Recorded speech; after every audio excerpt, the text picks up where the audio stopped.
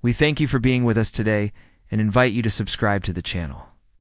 The history of Western civilization was changed forever on August of 79 CE, while the East Roman or Byzantine Empire continued to hold sway over the Mediterranean.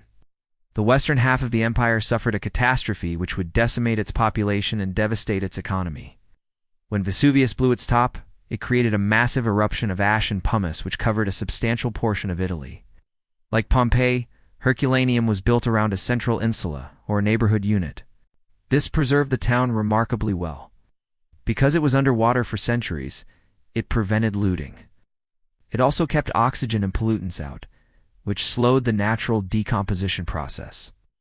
Unlike Pompeii, whose scrolls were written on papyrus, the wealthy residents of Herculaneum favored the more durable papyrus scrolls. These were written on thin sheets of lead and coated with a wax canvas. Archaeologists even found a school here, which may have been operated by a retired senator. Having lived in its shadow for centuries, they were used to its rumbling. Archaeological evidence tells us that the people who lived here were regular Romans, just like those we meet every day. They worked in offices, raised families, and gossiped with their neighbors. Their lives were just as valid and meaningful as any other. Their stories are a testament to the tragedy of losing an entire way of life. These places are special because they managed to preserve the lives of ordinary Romans, not just the emperors and senators. They provide a rare glimpse into the daily activities and routines of everyday people. From the baker waking up before sunrise, to knead his dough, to the freedman returning home from the market with fresh produce, these towns bring history to life. They remind us that behind every historical event, there are countless stories of ordinary people just trying to live their lives. Surely it couldn't be much worse than a mild earthquake. They may not have been famous, but their lives were just as valuable.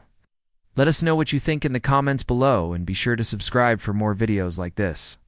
Thanks for watching. So when the ground trembled and shook, it must have been quite surprising when hundreds of thousands of tons of pumice rained from the sky. How many realized that an entire mountain of solid rock had slid down its slope still? They likely believed themselves to be safe, and was hurtling towards them at 100 miles per hour, 160 kilometers per hour. We'll never know. But when the 20-foot-tall waves crashed through the city, taking hundreds of lives and destroying countless homes, they understood their terrible fate. Those who lived near the coast ran for the hills or jumped into the sea. Unfortunately, this didn't help much. Temperatures rose as high as 500 degrees Celsius, enough to burn skin off bones and reduce wood to ash. Whole households vanished in an instant. Students sat at desks writing on wax tablets, while teachers lectured from a raised platform. Another interesting aspect of Stabia is the number of people found buried there.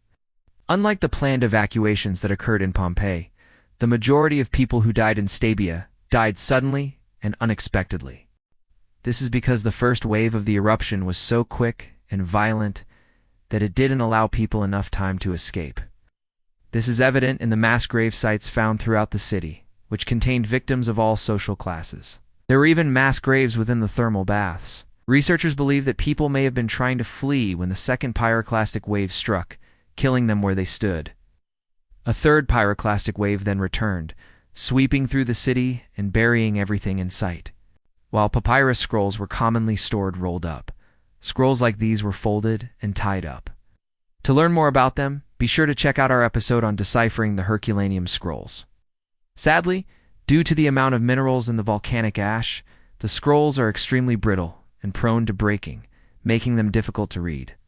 Only 2 full scrolls have been successfully unrolled.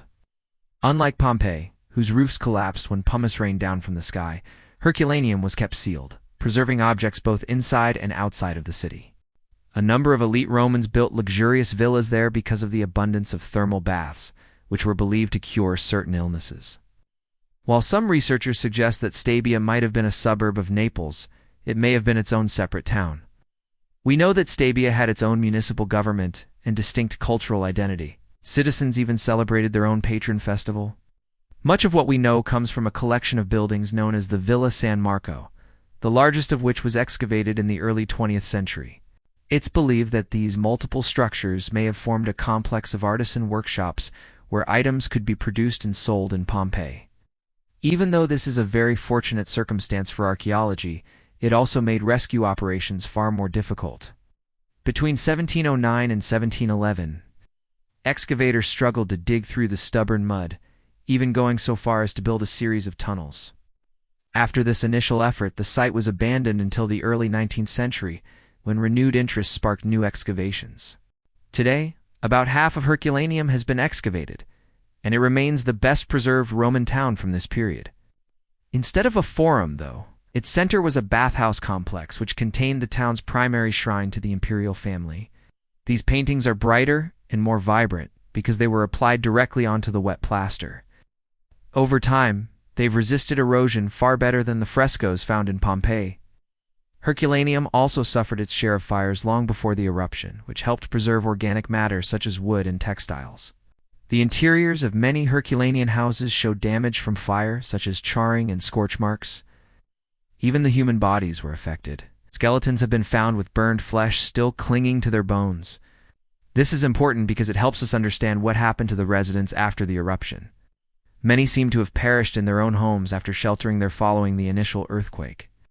Unable to withstand the pressure, the roof collapsed and trapped those inside, exposing them to the intense heat of the pyroclastic flow. Around it were several insulae containing a mishmash of private residences, shops, and artisan workshops. These neighborhoods were tightly packed together and separated by small streets which were too narrow four-wheeled carts, so pack animals had to be used instead. On the whole, the architecture of these towns was far less ambitious than that of Rome. Walls were painted stucco, flat or decorated with simple borders. At most, tiled roofs were supported by wooden beams instead of stone columns. The main material used in construction was opus, a kind of cheap concrete. All of these elements combined to make buildings far more vulnerable to collapse in comparison to the urban centers of Rome. Most of the population of Pompeii died when an estimated 4 to 6 miles, 6 to 10 kilometers of ash fell across the city. However, that's only part of the story. As with most natural disasters, the true loss of life occurred in the surrounding smaller communities and countryside. Two of these were the cities of Herculaneum and Stabia. Herculaneum was a modest town of about 5,000 people, situated only 5 miles, 8 kilometers from Pompeii on the coast. It's believed that Herculaneum was founded sometime in the 6th century BCE by Greek colonists from the island of Thera, modern-day Santorini. In 523 BCE, it became a Roman colony, and during the Republic grew to be a prominent producer of garum, a type of fish sauce which was a staple of Roman cuisine. By the time of the eruption, it had become a popular resort town known for its hot springs and beaches. Stabia was a similar-sized community located on the other side of Pompeii. Each of these three communities was distinctly different from one another. While Pompeii was a proper Roman city, it's more accurate to describe Herculaneum and Stabia as large villages, or suburbs. Their populations were less than 10% of Pompeii's, and their infrastructure reflected this. Compared to Pompeii's grand temples and vast public spaces, Herculaneum and Stabia were mostly residential. Through the work of their hands, we've gotten a detailed look into the lives of the common folk of this era. This was the destruction of the Roman city of Pompeii and several others in the shadow of Vesuvius. What we learn about this great disaster is entirely dependent upon the work of archaeologists, who unearthed these cities from layers of dirt and ash, sometimes as much as 23 feet deep, at least 6 meters.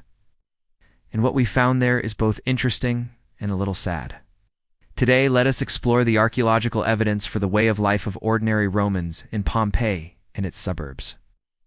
As an example, let's take a look at Herculaneum.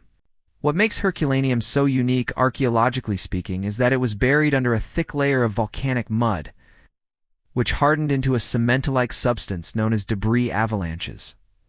A good example of this is the frescoes found on its walls. One of the most valuable finds from Herculaneum is the scrolls discovered in its library. Stabia is less famous, but equally as significant. Archaeologists found that artisans working in glass, bronze, marble, silver, ivory, wood, and stone all had areas dedicated to their craft.